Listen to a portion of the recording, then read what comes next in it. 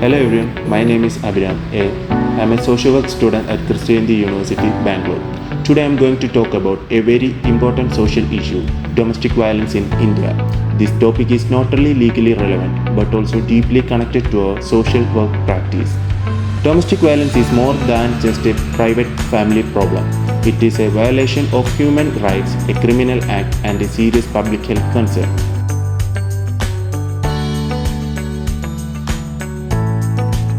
In this video, I will explain what domestic violence means, its legal framework, at the latest data in India, its causes and consequences, and finally, the role of both social workers and responsible citizens in addressing it.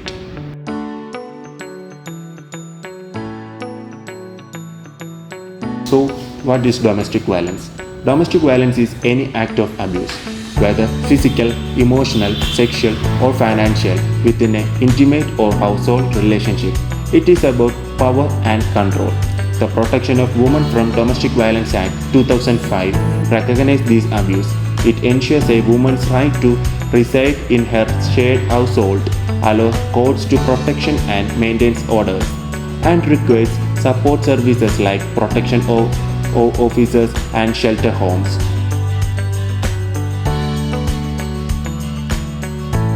On paper, the law is strong, but the real challenge lies in the implementation and breaking social silence.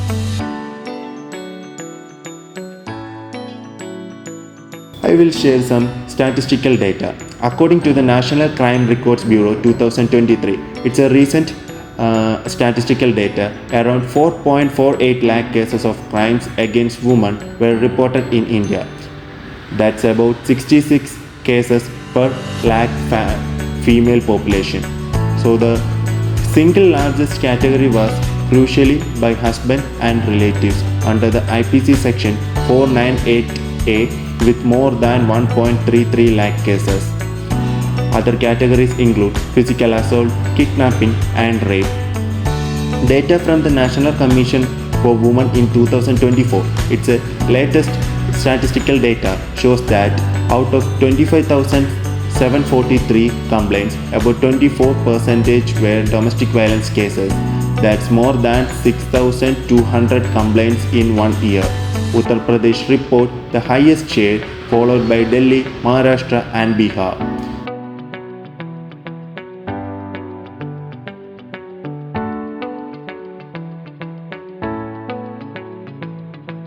This number only showed reported cases. The reality is likely much higher, since many victims remain silent and due to the stigma and fear. So what are the causes and consequences? The root causes of domestic violence are complex. Patriarchal norms often give men control over women. Poverty and economic stress increase conflict. Alcohol and drug use escalate the aggression. A lack of awareness about rights combined with cultural silence make it worse. The consequences are devastating. Survivors face not only physical injuries but also deep psychological scares like depression, anxiety, trauma. Children who witness violence may develop behavioral and emotional problems. Families suffer economically due to the medical cost and loss of wealth, and a long-term health impact can last for years.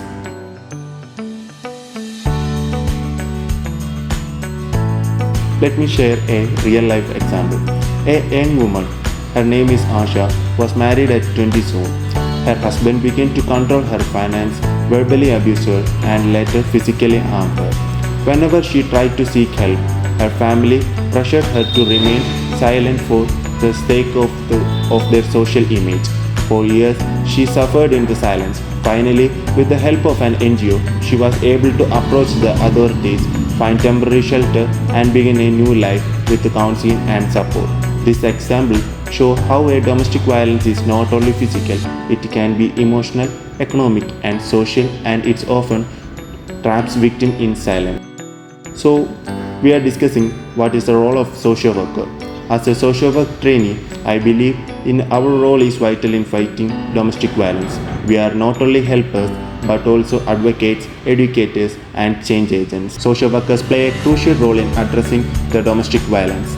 We provide counseling, emotional support, creating safe space for survivors, We not only focus the particular victims, but also we focus their family, those who are surrounded with them. We connect survivors with legal aid and protection orders. We help arrange medical support and document injuries for legal cases. We work with shelter homes to provide safe space and rehabilitation. We organize awareness programs in schools, colleges and community. Remember, it's our responsibility to take care of those who are suffering.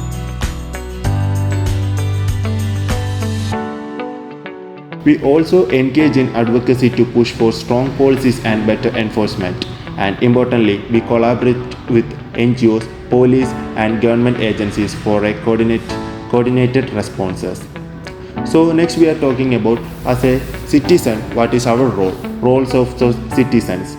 But we have the responsibility but the responsibility does not end with social workers. Each one of us as a citizen, neighbor and human being has an important role to play in preventing and responding to domestic violence. Ending domestic violence requires everyone's participation. Listen and believe survivors. Don't blame or judge them. Speak out when you witness abuse or hear harmful jokes and attitudes. Educate yourself and others about laws and resources. Support NGOs that work with survivors. Reported violence safely to authorities for helpline. Remember, domestic violence is a serious concern in India. They also have the right, the victim also have the right to survive in here. So we have to empower them, we have to care them, we have to provide support them. Also promote gender equality in your own family and workplace. And finally, encourage mental health awareness, which help both survivors and perpetrators find healthier ways to cope. To conclude, domestic violence is a serious challenge in India. The statistics are alarming, the personal stories are heartbreaking, but the solutions are in our hand. As a social workers, we must empower and support survivors. As a citizen, we must speak up, break the silence and challenge the norms that allow violence to continue. There are several helpline numbers. So, National Commission for Women Helpline 1091 or 181. Local police or women cells are also there. Local NGOs. If you have any concern or if you know anyone suffering, you can contact or reach them. So remember the numbers 1091 or 181, or you can also connect local NGOs or nearest police stations. Thank you.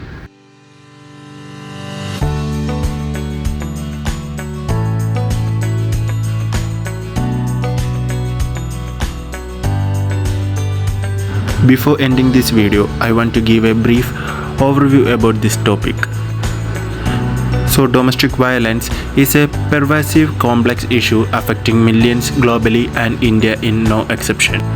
So, I hope this presentation helps to shed light on multifaceted nature of domestic violence in India, exploring its forms, cause, impacts, and pathway towards prevention and support. Our goal is to foster a deeper understanding and encourage collective action against this silent epidemic. India's diverse cultural landscape, socio-economic disparities, and traditional norms contribute to unique challenges in addressing domestic violence. As we already discussed, statistics reveal a staggering reality with millions of women experiencing some form of abuse within their homes. Some of them are not aware about that, but they're really suffering. These figures often represent just tip of iceberg, as many cases go unreported due to fear, social stigma, and lack of awareness.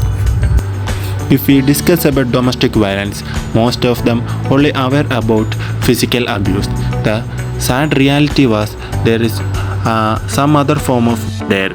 It's not only physical abuse but also emotional or verbal abuse, economic abuse, social abuse, or sexual abuse.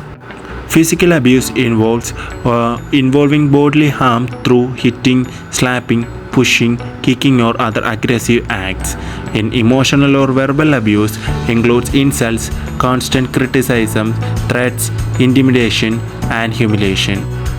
In the case of economic abuse, it involves controlling finances without withholding money, preventing employment, or seizing earned wages. This creates financial dependency and limits independence.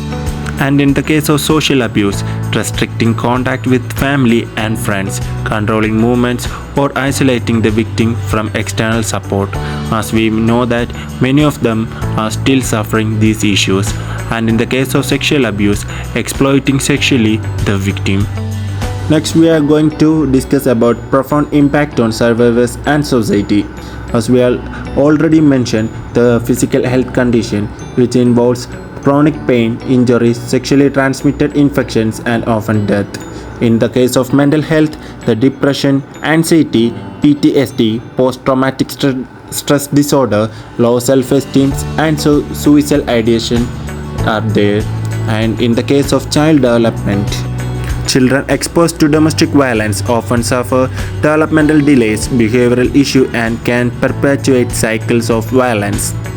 And in societal cost, increased healthcare costs, decreased productivity.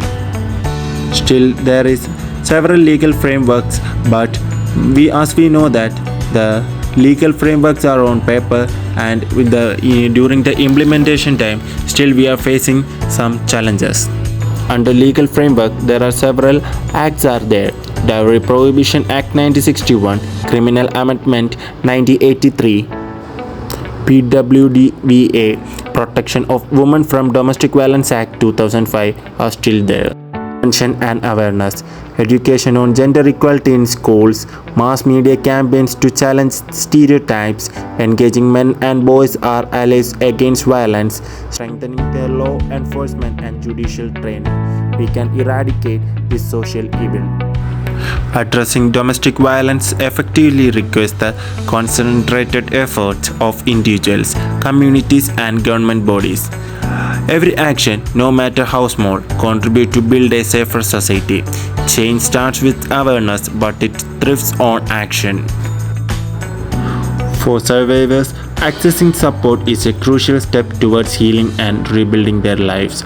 Various organizations and initiatives are working to provide assistance from crisis intervention to long-term rehabilitation, helpness and counseling, confidential support and guidance for immediate crisis and emotional distress, often available 24/7. Shelter homes, providing safe accommodation, food and security for women and children escaping abusive environment. Legal aid and advocacy, assistance with filing complaints, understanding legal rights and navigating the judicial system. Community supports, local groups and NGOs that offer peer support, awareness campaigns and community mobilization. SHG also can play a vital role in this issue. Our vision for India is one where every individual can live free from the threat of violence, where homes are sanctuaries, and where equality and respect are fundamental rights. Let us work together to make this vision a reality. Remember this: silence protects the abusers. Speak up, support the survivor. Thank you for watching. Please share this video.